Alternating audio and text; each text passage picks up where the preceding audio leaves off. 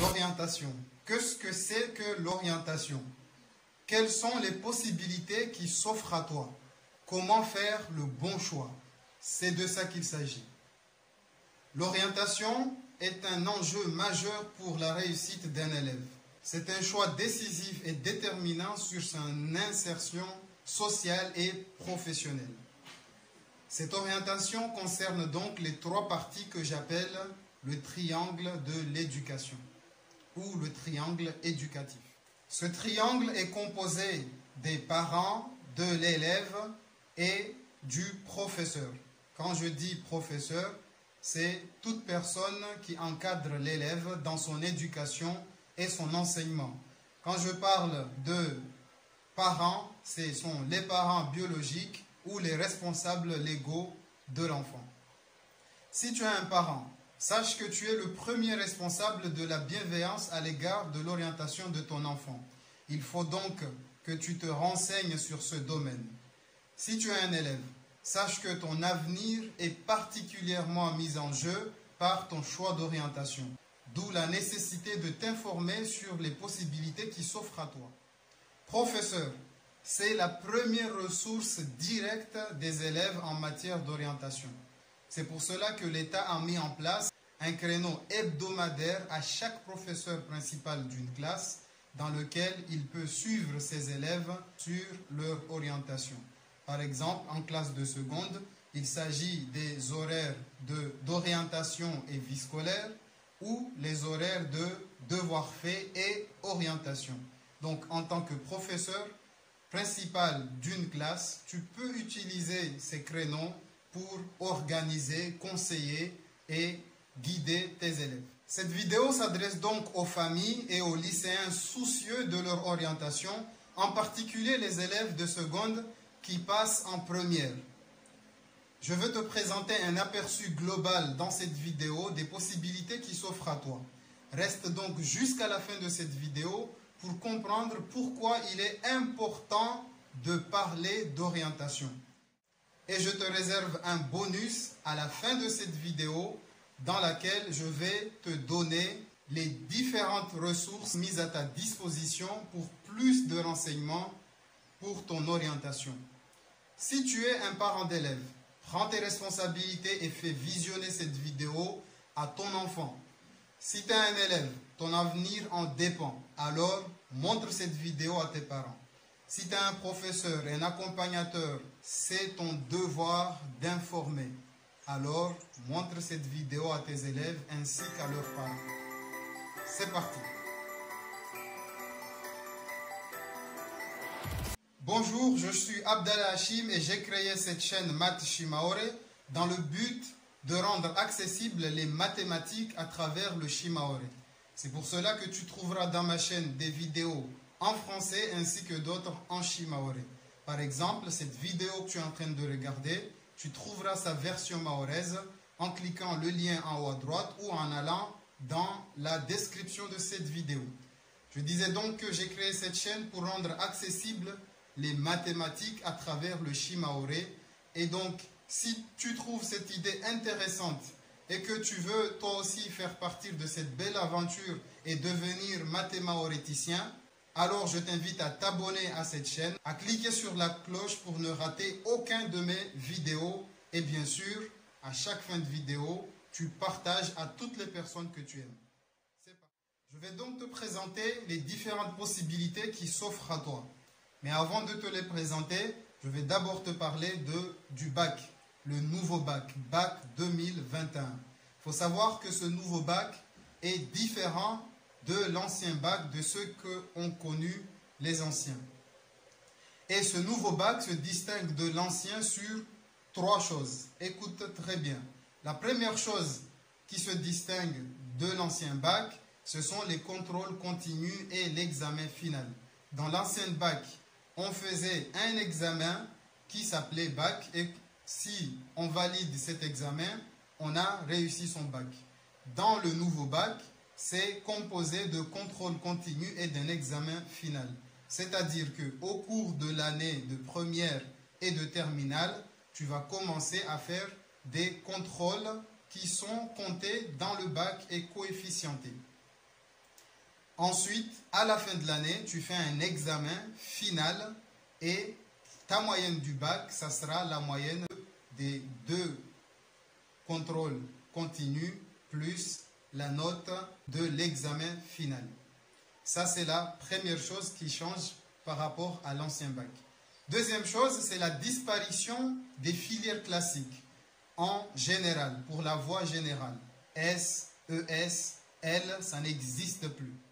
Par contre, et c'est la troisième chose que je voulais t'indiquer, c'est une réorganisation des matières en 3 catégories. Il y a les matières du tronc commun, les matières de spécialité et les options. Donc, les matières sont organisées en 3 catégories. Tronc commun, spécialité et options. Voilà donc les 3 choses qui distinguent l'ancien bac du nouveau bac 2021. Donc, l'orientation commence en général à partir de la classe de 3e. Après ton DNB, le diplôme national du brevet, tu dois t'orienter pour le choix d'un bac. Tu as le choix entre 3 bacs. Il y a le bac pro ou bac technologie ou bien bac général. Pour le bac pro, je ferai une vidéo dédiée au bac pro dans lequel je t'expliquerai c'est quoi le bac pro, quels sont les profils qui sont dédiés pour le bac pro. Ce qu'il faut retenir, c'est que pour cela, après la 3e, tu suis directement une seconde professionnelle. Le bac technologie. Je ferai également une vidéo dédiée au bac technologie.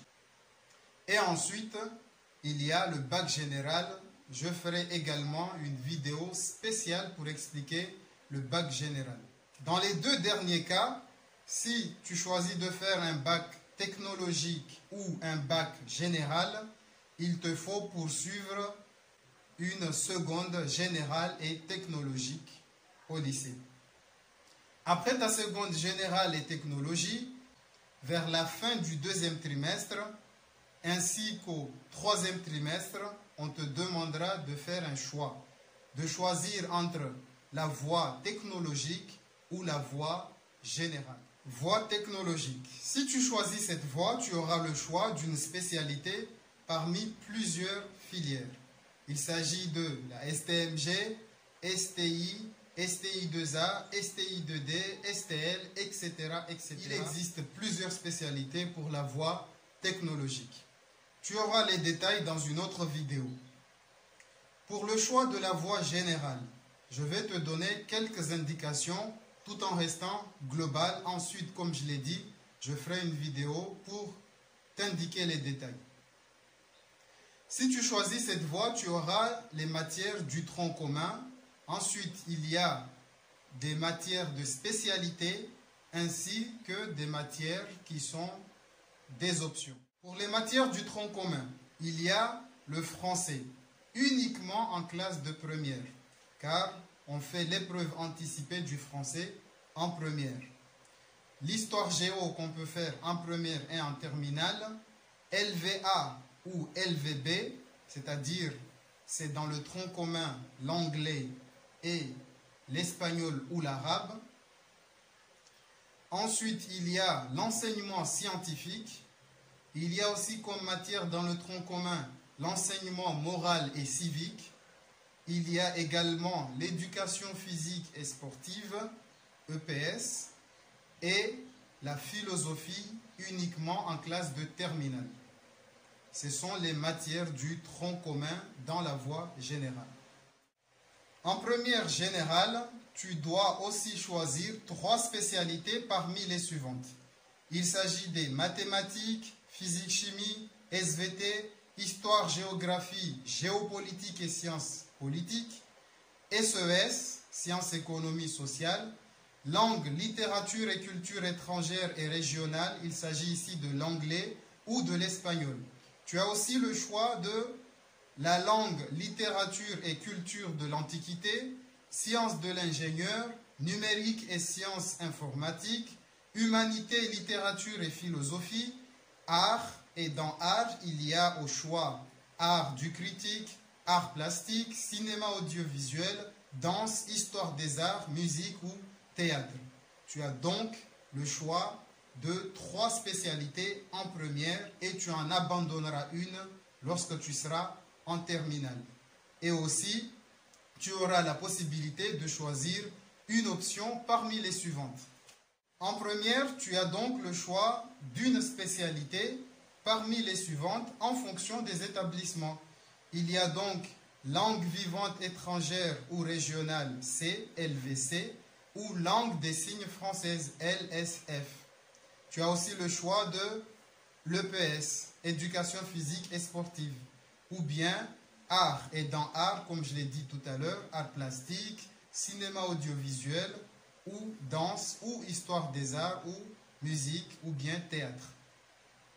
Tu as aussi le choix en première d'une option langue et culture de l'Antiquité. Il s'agit du latin ou bien du grec selon les établissements. Ce sont donc les enseignements optionnels en première. En terminale, tu peux ajouter un second enseignement optionnel parmi les suivantes. Mathématiques complémentaires. Il s'agit ici d'une option pour les élèves ayant suivi une spécialité autre que les mathématiques en première. Donc en terminale, ils ont le choix de revenir sur les mathématiques en faisant ce choix de suivre les mathématiques complémentaires. Il y a aussi parmi les options qu'on peut ajouter, c'est mathématiques expertes. Mathématiques expertes est réservée aux élèves qui ont suivi la spécialité mathématique en première et qui vont poursuivre la spécialité mathématiques en terminale. Donc en plus de la spécialité maths en terminale, ils peuvent ajouter l'option mathématiques experts. Et pour finir, il y a droit et grands enjeux du monde contemporain. Ce sont donc les enseignements optionnels en terminale qu'on peut ajouter après avoir fait un en première. Mais tout ceci, je t'ai dit, tu auras les détails dans une autre vidéo. J'ai fini de te présenter globalement les différentes possibilités qui s'offrent à toi. Maintenant, je passe au bonus, comme je te l'avais promis, et ce sont les ressources qui te permettent d'avoir plus de renseignements. Sache qu'il existe plusieurs ressources sur lesquelles tu peux aller te renseigner sur ton orientation. Ici, dans cette vidéo, je vais te parler de quelques-uns, mais qui sont les principaux ressources fondamentaux dans ce domaine. Il y a d'une part EduSchool. EduSchool est la ressource référence de l'éducation nationale. Il y a Horizon 2021. Dans Horizon 2021, tu pourras aller et tester quelques combinaisons possibles pour ton orientation. Ensuite, il y a ONICEP. ONICEP aussi est une référence très connue sur l'orientation des élèves, l'orientation des études et l'orientation professionnelle des étudiants. Il y a également le site www.seconde-première 2019-2020 ou 2020-2021 dans lequel il y a plusieurs ressources sur l'orientation. Et sans oublier la ressource qui est la plus disponible pour toi, c'est la conseillère ou le conseiller d'orientation et le ou la psychologue qu'il y a dans ton établissement. N'hésite pas à faire appel à cette ressource. Et ensuite, il y a Math Shimaore. Je te laisse là, je te dis à très bientôt dans une nouvelle vidéo de Math Shimaore. N'oublie pas de partager cette vidéo. À bientôt.